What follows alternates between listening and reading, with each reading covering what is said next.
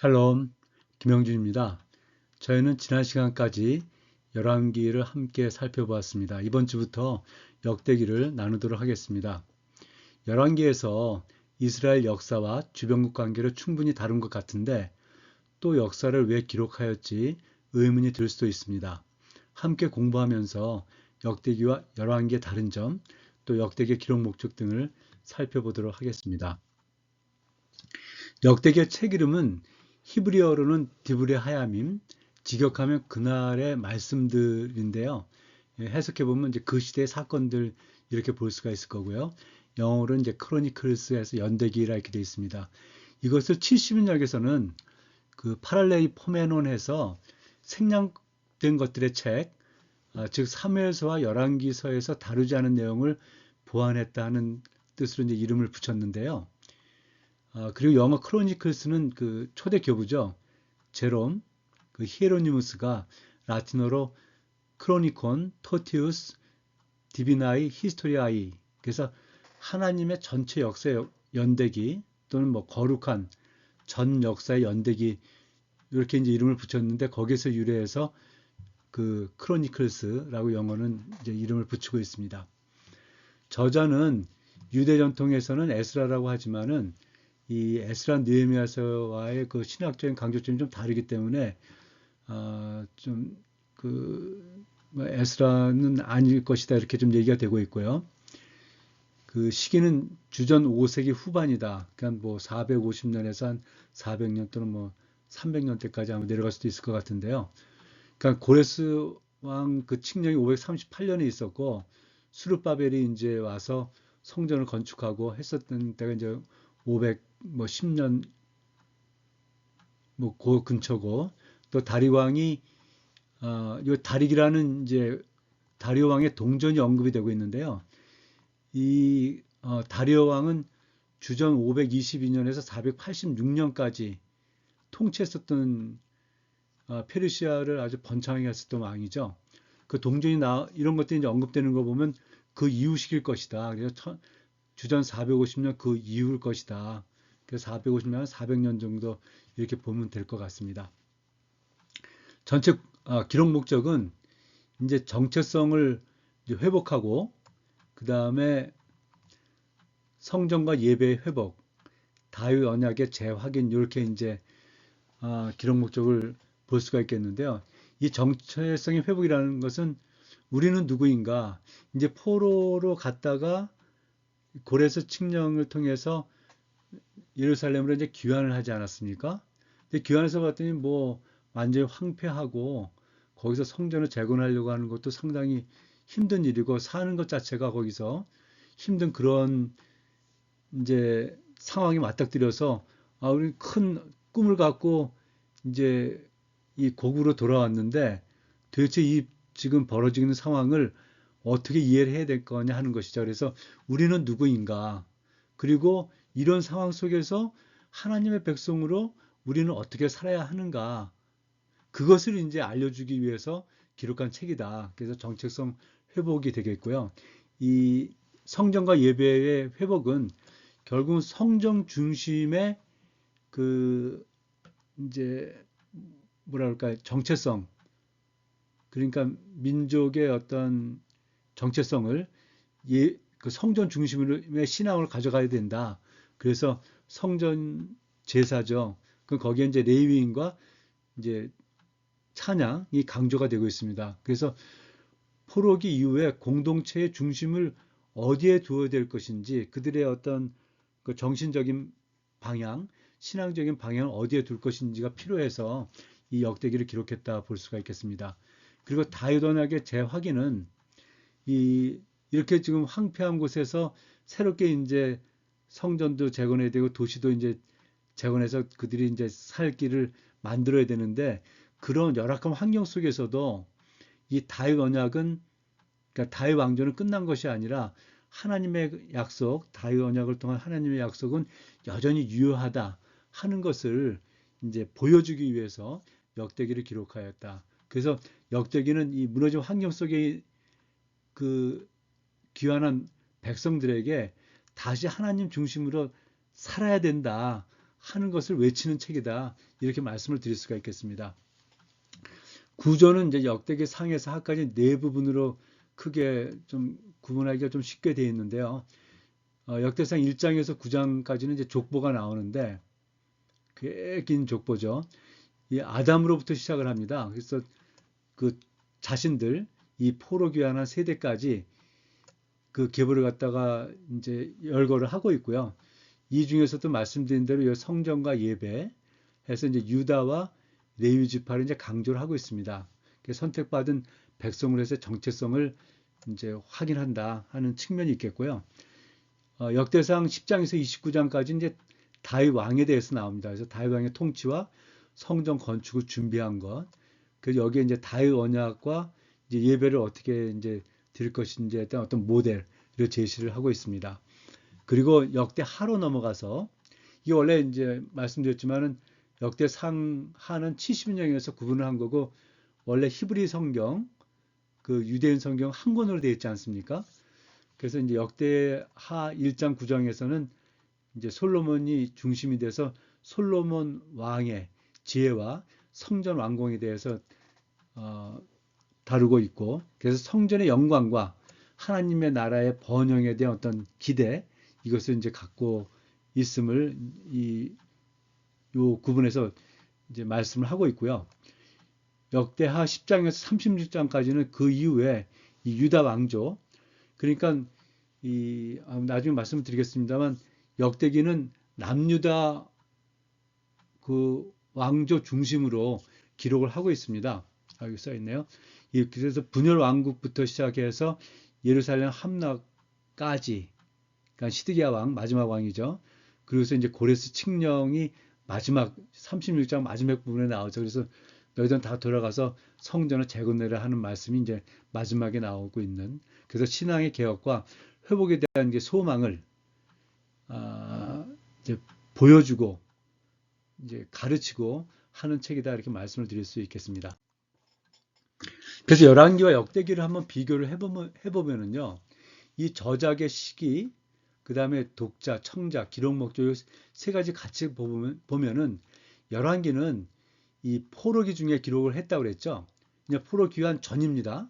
그래서 주전 560에서 한 550년경 요 사이가 될 것이다. 그리고 독자는 청자는 바벨론에 사로잡혀간 그 포로 세대, 지금 포로로 가 있는 사람들을 위해서 이제 기록을 한 겁니다.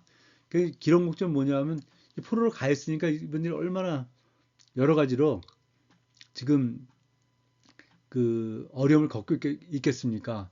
그래서 우리는 왜 망했는가 하는 것을 갖다가 이제 보여주는 책이다. 가르쳐주는 책이다 하는 거죠. 그래서 반성과 회개가 중심이 되겠습니다.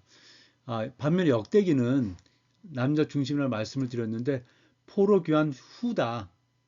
그래서 그 저작 시기는 물론 포로 귀환으로부터 상당히 뒤의 일이지만 어쨌든 저작 시기는 그렇고 이 독자는 누구냐? 독자나 청자는 예루살렘으로 돌아온 포로 귀환 세대다 하는 거죠. 그리고 기록 목적은 우리는 누구인가? 하나님의 백성은 어떻게 살아야 하는가? 하는 것을 이제 그 보여주고 가르쳐주기 위해서 이 역대기를 기록했다. 이렇게 말씀을 드릴 수가 있겠습니다. 그래서 왜 열왕기에서 역사를 충분히 다뤘는데 역대기에서 또 역사를 다루고 있습니까? 하는 것에 대해서는 이제 이 포로기한 공동체에 정체성과 소망을 주기 위해서 이 역대기를 기록했다 이렇게 말씀을 드릴 수가 있겠고요. 이 저작 의도는 열왕기 먼저 설명을 드리겠습니다. 저작 의도는 이스라엘의 실패 원인을 규명을 하고 이 신학적 접근이 선지자적 관점이라는 거죠. 이것은 이제 선언한 기준에서 나오는데 다윗처럼 여호와 보시기에 정직했는가? 하나님의 그 언약을 따라서 율법을 지켰는가? 하나님의 말씀에 순종했는가? 하는 이 신학적인 접근을 하고 있고요. 그래서 이제 당신 그 포로 잡혀온 사람들에게 너희들의 조상들 너희들 포함해서 이 언약을 파기했기 때문에 너희들이 지금 예루살렘이 멸망하고 포로로 와 있는 것이다 이렇게 이제 설명을 하고 있는 거고요. 서술의 특징은 다윗과 그 솔로몬의 허물까지도 기록을 하고 있죠. 그리고 열왕기에서는 이제 분열왕국에서 그 북이스라엘과 남유다를 갖다 전체를 그 커버를 하고 있고요. 이제 주요 보면 이제 솔로몬 왕부터 예루살렘 함락까지 말씀을 그 기록을 하고 있습니다. 선왕 기준을 말씀을 드렸고 역대기는 이제 다윗 언약의 영속성과 공동체 회복이다. 이제 포로에서 귀환을 했으니까요. 우리는 누구인가 하는데 이 공동체는 다윗 언약을 이어가는 다윗 언약에 속해 있는 공동체다 하는 것을 말씀하고 있고 그래서 이 제사장적 관점, 이 성전과 예배가 중요하다. 그 다윗 언약이 계속 이어가는 하나의 이제 큰 뭐라 그럴까요? 이제 방편이 되겠죠.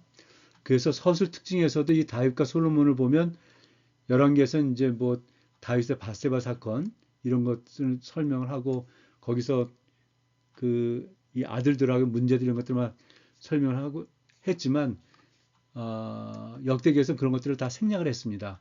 이제 다윗도 그 나중에 그 인구조사 한 것을 이제 기록하고 있는데 그것은 성전과 관련이 됐기 때문에 사실은 기록한 것이고요.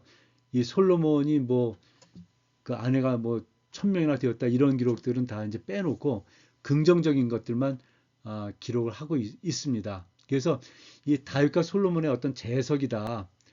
그들의 허물, 그러니까 간음이라든가 또 이 솔로몬이 이제 많은 이방 여인들을 아내로 맞이하면서 그들이 가져온 그 이방 신들 우상 숭배 이런 것들은 이제 다 빼놓고요. 이 다윗과 솔로몬이 성전 건축과 예배 회복에 기여한 긍정적 측면을 부각해서 이것을 통해서 이 다윗 언약을 따라 장차 메시아가 올 것을 어떤 예표하는 그런 측면으로 그 역대기를 기록을 했습니다. 그리고 역대기는 범위가 아주 넓습니다. 이 아담, 그러니까 최초의 인류로부터 이제 고레스 왕의 이제 귀환 명령, 귀환 칙령으로 해서 포로에서 이제 귀환하는 여기까지, 귀환 칙령까지 그 범위에서 기록하고 있고요.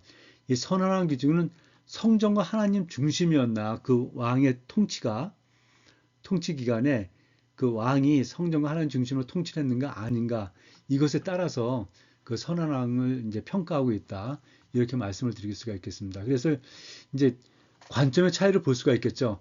열왕기는 과거의 거울을 보며 우리가 왜 넘어졌는지를 살피는 책이라면 역대기는 미래의 창을 보며 우리가 어떻게 다시 일어서야 한다, 일어설지를 그것을 이제 독려하는, 동기부여하기 위해서 이제 쓰여진 책이다. 이렇게 말씀을 드릴 수가 있겠고요. 말씀드린데 이제 독자 상황도 열왕기의 독자는 이제 절망성에 있는 포로로 끌려가 있는 죄수들이지만 역대기의 독자는 이제 폐허 위에 다시 집을 지어야 하는 이제 건설자들. 그래서 역대기는 족보를 통해서 그들의 어떤 뿌리, 당신이 지금 이렇게 굉장히 그 험한 환경 속에 있지만 이 공동체의 뿌리는 어디서부터 시작이 돼서 여기까지 왔는지 하는 것을 보여줌으로 해서 그 어떤 뭐라 그럴까요? 정체성, 그 다음에 선택된 민족으로서의 어떤 자부심 이런 것을 가지고 이제 성전, 그 다음에 도시를 재건할 수 있게 이제 동기를 주는 그런 책이 되겠고요. 그리고 내용도 역대기가 북이스라엘 역사를 이제 거의 다루지 않았다 말씀을 드렸는데 이유가 그들을 뭐 차별 또는 미워해서 뭐 그런 것이 아니고 하나님이 약속하신 다윗의 등불이라고 하지 않았습니까? 이 남유다가 어떻게 이어져서 그 메시아에게까지 닿는지를 보여주기 위해서 기록한 책이다. 이렇게 말씀을 드릴 수 있겠습니다. 자, 그래서 이제 역대기 상 1장에서 9장에 대해서 이제 말씀을 드리겠는데요. 이게 이스라엘의 족보죠. 뭐 이스라엘뿐만이 아니죠. 인류의 족보로 시작해서 점점 그 이스라엘의 족보로 이렇게 돌아오는 1장에서 9장 꽤 긴 장이죠. 그래서 뭐 최고의 수면제다 뭐 이런 얘기하시는 분들도 있는데 나름 이것을 잘 정리함으로 해서 이것이 좀 한눈에 좀 잘 들어오지 않고 또 지루하게 느껴지지 이루어진다 할지라도 그 속에 그 넣고 싶었었던 그 저자 또는 저자 그룹의 그 의도 이런 것을 파악하는 건 도움이 되겠다 생각을 합니다. 이 역대상 1장에서 9장은 인류 전체에서 시작해서 유다와 다윗으로 집중되고 다시 공동체 전체와 현재까지로 연결되는 이 구속사의 흐름을 보여주고 있습니다. 그래서 아담으로 시작해서 이스라엘, 유다, 그 다음에 예루살렘, 현재 이제 포로기한 공동체까지 이렇게 이제 족보를 기록하고 있고요. 그래서 크게 네 부분으로 나눠보면 첫 번째 1장은 아담에서 시작해서 그 노아와 열방 족속을 전체를 정리를 하고 있습니다. 그러니까 인류 전체가 되겠죠. 이것은 이제 어떤 이 보편성, 그러니까 이제 하나님의 창조와 그 속에서 그 이제 하나님의 그 구속사가 어떻게 흘러가는지의 시작점은 인류 전체다 하는 그 보편성을 나타내고 있습니다. 그래서 하나님은 모든 민족의 하나님이다 이렇게 말씀을 하고 있고요.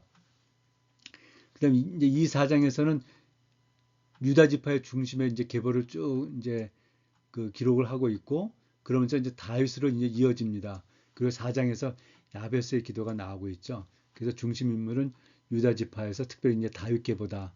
그래서 이제 선택과 이제 언약에 대해서 설명하고 있고 하나님 유다를 통해서 구속사를 이루어 가신다 이렇게 말씀을 하고 있습니다. 그 5장에서 7장은 이제 그 외에 루벤, 간, 므낫세, 에브라임 등 다른 지파들에서 전체 이제 정리를 하고 있고 그래서 남은 지파들에 대해서 설명을 하고 있고 특히 그 중에서 6장에 레위 지파가 이제 그 핵심 그 지파다 이렇게 이제 기록을 하고 있습니다. 그래서 전체 공동체에 대해서 그리고 이스라엘 전체가 이제 하나님의 이제 백성이라는 거, 선택된 백성이라는 거 이것을 표현을 하고 있습니다.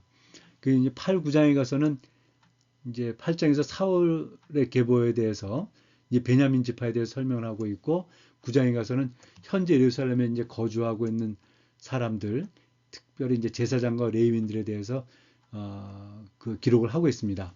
그래서 베냐민 지파, 그다음에 포로 귀환 공동체의 제사장과 레위인. 그래서 이제 왕권이 사울에서 이제 10장으로 넘어가면서 다윗으로 넘어가기 전에 사울을 통해서 이제 왕이 시작된다는 거, 전환에 대한 준비를 하는 것이고요. 이제 예루살렘 현재 거주하고 있는 그 포르기안 공동체를 통해서는 이제 예루살렘의 회복, 제사의 회복, 그다음에 성전의 재건 이런 것들은 이제 그런 사람들, 그런 걸 할 사람들을 기록을 하고 있습니다. 그래서 과거의 그 계보가 현재도 공동체로 계속 이어지는 것이다 하는 것을 설명을 하고 있습니다. 여기 보시면 1장에 이제 아담에게 에덴 동산을 관리하라는 책임을 하나님께서 맡기시지 않았습니까? 이 에덴 동산은 이제 어떤 성전으로 볼 수도 있다고 말씀을 드렸었죠. 하나님이 계시고. 그런데 이 포로기환 그 공동체가 이제 성전을 재건하게 되지 않습니까? 그래서 성전을 재건해서 제사를 회복하는 그러니까 아담에게 이 성전을 관리해라 했는데 그 포로기한 공동체가 와서 그 성전을 재건하고 제사를 회복하는 그래서 이렇게 이제 하나님의 계획이 이 에덴으로부터 성전의 재건으로 이렇게 전체적으로 연결되어 있는 이 속에 이제 역사들이 구속사로 진행이 되었다 하는 모습을 역독에서 엿볼 수가 있습니다. 이 1장부터 9장까지 보면은요, 이 교차대구법을 이제 사용하고 있는데, 이게 뭐냐면 A가 있고 A' 있고 이거 쭉 이렇게 A, B, C, D, E, E', B', C' D죠. B', A' 이렇게 돼서 이제 첫 번째와 맨 마지막에 만나고 이런 점처럼 만나면서 이 중앙이 가장 이제 중요한 것으로 되어 있습니다. 그래서 여기 보시면은 뭐 이스라엘의 이제 이전에 역사에서 이제 이스라엘 뿌리가 어떻게 되느냐? 여기 이스라엘 재건으로 가고 이스라엘의 모든 아들들이 나오고 이제 계수된 모든 이스라엘이 나오고요. 유다 다윗 왕의 지파가 나오고 이제 베냐민 사울 왕의 지파가 나오고 이스라엘의 지파들이 나오고 이스라엘의 또 지파들이 나오고 이런 식으로 이제 기록이 되면서 이 2하고 2-에서 이 대제사장과 레위 자손들 그 다음에 이제 정착지 그 48곳에 그 정착지가 있지 않았습니까? 거기에 있는 레위 자손들이 이제 그 계보가 기록이 되어 있습니다. 그러면서 역대기상 이 6장의 48절, 49절, 50절, 53절에 제사장들의 의무와 이 제사장들의 계보에 대해서 기록을 하고 있습니다. 그래서 1장에서 9장이 이 표현하고자 하는 것이 이렇게 이제 이 교차대국법을 통해서 보면 분명히 나오는데요. 그러니까 인류 전체에서 이스라엘 그 예루살렘을 재건하고 성전을 갖다가 이제 다시 이제 재건하는 이 목표로 가는데 거기 가는 데 있어서 그 선택된 이스라엘 지파들 중에서 특별히 이제 유다 다윗 왕의 지파가 이제 부각이 되고 더 중심에는 이 성전과 성전의 재건과 그것을 통한 제사와 찬양의 회복해서 그 대제사장과 레위 자손들이 이 중심에 있는 이런 구조를 역대 1장에서 9장이 갖고 있다. 이렇게 볼 수가 있겠습니다. 마찬가지로 그 민수기 할 때 저희가 이제 요거 그 성막을 중심으로 12지파의 그 배치도를 이렇게 저희가 보지 않았었습니까? 근데 이, 이 역대상 1장에서 9장에 나오는 그 이 족보, 계보를 통해서도 그뭐 완벽하지는 않지만 유사한 모습을 볼 수가 있는데요. 먼저 보면 이제 1장은 뭐 여기가 관계가 없죠. 인류의 기원이지 않습니까? 그래서 이제 아담부터 아브라함까지 그래서 온 세상의 주인이 되신 하나님이다. 이렇게 이제 1장에서 다루고 있고 2장에서 4장은 성막의 동쪽 지파가 되겠습니다. 여기 유다 지파, 유다에서는 다윗이 나오고 물론 요 시몬 지파는 여기 있습니다만 이건 이제 그래서 제가 가로를 쳐놨습니다. 그래서 성막의 동쪽 지파, 중요한 지파가 되는 거죠. 유다 지파. 그래서 왕권과 메시아의 소망을 다루고 있고, 여기 이제 야베스의 기도가 4장에 나오고 있고요. 그 다음에 이제 성막 남쪽 지파 5장에서 성막의 남쪽 지파는 이제 요단 주로 동편에 있는 지파죠. 그래서 루벤, 갓, 므낫세 이제 반 지파. 그래서 여기서 보면 루벤과 가시 여기 나와 있죠. 시몬 저기서 나왔었고. 그래서 이것은 영토의 확장과 보존을 어떤 그 이제 표상하고 있다. 이렇게 말씀을 드릴 수가 있겠습니다. 그리고 6장에 제일 중요한 이제 성막을 중심으로 여기 레위 지파가 자리하고 있지 않습니까? 그래서 여기 보시면은 이제 그 제사장 아론 계열의 그 다음에 고핫과 게르손과 무라리 이렇게 나와 있는데요. 그래서 레위 지파가 성전을 이제 지키고 또 제사와 찬양을 담당하고 해서 공동체의 심장이다. 그래서 역대기 상에서도 가장 중심에 그 족보, 계보가 6장에 레위 지파를 다루고 있다 말씀을 드렸고요. 7장에는 성막의 서쪽 지파다. 이쪽이죠. 그래서 베냐민, 에브라임, 그 므낫세 반지파 이렇게 다루고 있고 요게 이제 간략하게 이사갈과 그 납달리 지파도 이사갈 납달리 간단하게 이제 기록을 하고 있습니다. 그리고 8장에 가서 이제 사울왕을 이제 나타내기 위해서 베냐민 지파에 대해서 다시 한번 언급을 하고 있고요. 이 중에서 그 단과 스불론 지파는 아예 언급을 하고 있지 않습니까? 이유가 있겠죠. 여긴 좀 처음부터 좀 뭐 자기한테 그 배정된 땅을 버리고 저 북쪽으로 가고 등등. 그래서 요 단과 스불론 지파는 생략이 되어 있다는 것. 그 역대기 상의 1장 제가 볼 때 인류 전체의 그러니까 이스라엘 전에 그 족보라 말씀을 드리지 않았습니까? 여기 보시면 그래서 역대기 상의 1장과 그 창세기 족보를 한번 비교를 해보겠습니다. 그래서 시작점은 역대기상의 1장이 이제 아담부터 바로 시작을 했죠. 그래서 창세기 족보에서도 이제 창조 이야기 후에 이제 족보가 이제 쭉 등장을 하고요.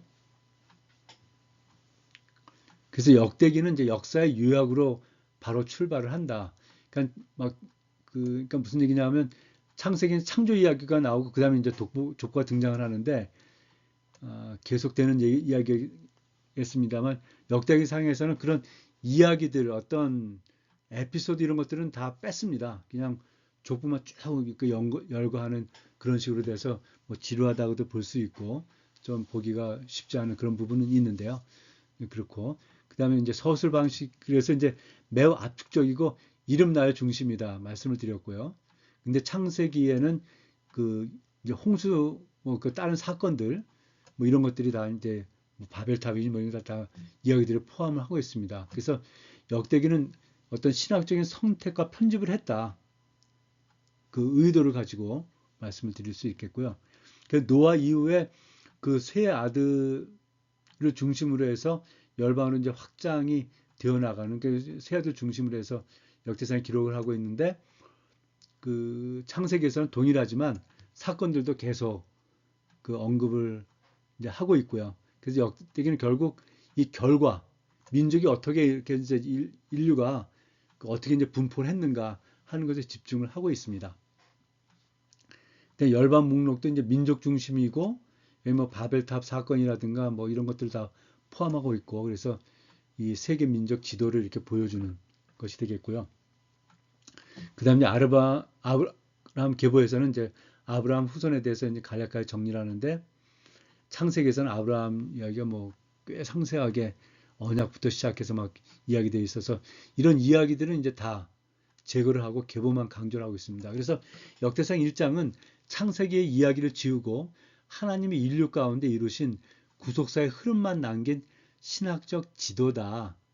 그 신학적 맵이다. 이렇게 말씀드릴 수가 있겠습니다. 그리고 이제 이스마엘과 에돔 이런 것도 다 포함을 하고 있고요. 그래서 하나님은 이제 열방의 하나님이다는 뜻이 되겠고 야곱 이전까지 이제 빠르게 진행을 합니다. 근데 창세기에서는 어떤 역사적으로 그때 있었던 그 사건들, 그 다음에 이야기들, 뭐 이런 것들 다 포함하면서 이제 천천히 진행을 하고 있어서 계속 그 역대기는 이제 결론 중심의 서술이다 말씀을 드릴 수가 있겠습니다. 그래서 전체 길이가 역대기에서는 1장 한 장으로 정리가 되어 있는데 창세기는 얼마나 긴 장으로 정리가 되어 있습니까? 그래서 요약된 구속사 지도를 역대기상은 이제 보여주고 싶었다 이렇게 말씀을 드릴 수가 있겠습니다. 그래서 역대기가 이제 그 의도는 이 아담에서 모든 인류의 조상으로 이제 그게 이제 전개돼 간다 이렇게 이제 말씀을 하려는 것이고요. 근데 여기서 그 역대기상에서 창세기에 나오고 있는 가인의 계보는 생략을 했습니다. 이게 이제 구속사의 줄긴 여기 셋에 초점을 맞추기 위해서 가인의 계보는 이제 생략을 했고요. 그래서 이제 전체 보편성이라는 것은 하나님은 특정 민족이 아니라 모든 인류의 하나님이다 하는 말씀이고 이제 선택에 대한 어떤 준비 과정을 이제 1장에서 보여준다. 그래서 수많은 민족이 등장하지만 아직 선택은 이제 본격적으로 드러나지 않았고 이제 곧 이제 다음 나오겠죠. 그다음 이제 열방의 신학이다. 그다음 민족들이 쫙 나열되고 있지 않습니까? 이방 민족들 포함해서. 그래서 이스라엘은 열방 가운데 선택된 존재라는 것을 여기서 이제 열거함을 통해서 이제 보여주려고 하는 것이죠. 예. 그래서 여기 이야기들을 제거한 것은 이런 이제 사건이나 어떤 에피소드 이런 것들보다도 이 계보의 흐름 이것이 더 중요하다 하고 역대기상 1장에서 강조를 하고 있습니다. 그리고 이제 2장부터 그 9장까지는 간단하게 이런 식으로 한번 살펴보도록 하겠습니다. 전체 개요에 대해서는 제가 설명을 드렸고요. 그래서 2장에서는 이제 유다 지파 중심의 계보를 시작해서 다윗으로 연결이 됩니다. 그리고 그래서 이제 유다 지파가 이제 선택이 되었다 하는 것이고요. 신학적 주제는 이제 선택, 이 유다 지파를 통해서 메시아 계보가 이제 시작된다는 거, 구속사의 통로다 하는 것이고요. 핵심 메시지는 하나님은 유다를 통해 역사하신다 하는 것입니다. 그래서 성경은 창세기 38장 이 유다에 대한 기록이죠. 과 연결이 되어 있고 이제 구속사의 흐름 측면에서 이제 선택의 시작이다 말씀을 드릴 수 있겠고요. 이제 3장에서는 이제 다윗의 아들들에 대해서 쭉 설명을 하고 솔로몬 이후에 이제 왕조에 대해서 왕조를 갖다가 이렇게 그 열거를 하고 있습니다. 그러면서 이제 포로 이후에 이제 계보까지 지속을 하고 있는데 이 솔로몬의 왕조를 기록을 하면서도 그 이 아달랴 이런 사람은 이제 빼놨습니다. 그러니까 이제 아달랴가 그 요담 아하시아를 이어서 6년 동안 이제 왕위를 찬탈했었는데 그런 것들은 다 그런 건 좀 빼버렸고요. 나머지 왕들은 다 이제 기록을 하고 있는 그런 모습을 볼 수가 있습니다. 그래서 다윗 왕조가 이제 지속되는 것이고 언약이 이제 신학적 주제로는 다윗 왕조와 맺은 언약의 지속성 이것이 이제 포로 이후까지 이어진다 하는 게 뭐 역대 전체의 어떤 주제가 되는 것이죠. 그래서 하나님의 약속은 끊어지지 않는다는 것이고요. 사무엘하 7장 다윗 언약이 7장에 나오지 않습니까? 이것과 연결되면서 이제 언약의 유지다 이런 것이 3장에서 이제 강조를 하고 있고요. 4장에 들어가면 이 유다 지파 이제 그 유다 지파 이제 다른 아들들이 있었지 않습니까? 그 아들들에 대해서 이제 쭉 그 계보를 언급을 하고 있는 중에 이 야베스의 이야기를 그 포함을 하고 있습니다. 그리고 시몬 지파에 대해서 이제 일부 여기서 이제 기록을 하고 있고요. 그래서 그 역대상 4장 10절에 잘 아시는 그 야베스가 이스라엘 하나님께 아뢰어 이르되 주께서 내게 복을 주시려거든 나의 지역을 넓히시고 주의 손으로 나를 도우사 나로 환난을 벗어나 내게 근심이 없게 하옵소서 하였더니 하나님이 그가 구하는 것을 허락하셨더라 해서 좀 그 이렇게 중심에서 떨어져 있는 그런 계보들이지만 그 속에서도 이 개인 신앙을 통해서 그 하나님과 어떤 깊은 관계 속에 그 있을 수 있다 하는 것들을 보여주고 있습니다. 그래서 이 하나님과 개인 신앙, 그 다음에 혈통보다 어떤 뭐 여긴 좀 그 중심 그 저기 뭐 지파가 아니니까요. 이게 다윗의 아들들 이런 사람들이 아니니까 그럼에도 불구하고 이제 신앙이 강조가 되고 있는 부분. 그래서 이런 족보 속에서도 신앙의 어떤 신앙이 있으면 굉장히 하나님 중심으로 더 갈 수 있다는 것을 예외적으로 4장에서 족보를 기록하면서 좀 특이하게 여기서 삽입을 해놓고 있는 모습을 볼 수가 있습니다. 그래서 인생은 출생이 아니라 하나님과의 관계로 결정이 된다는 거고요. 기도에 대해서 나오고 있고 신앙의 본질에 대해서 설명을 하고 있습니다.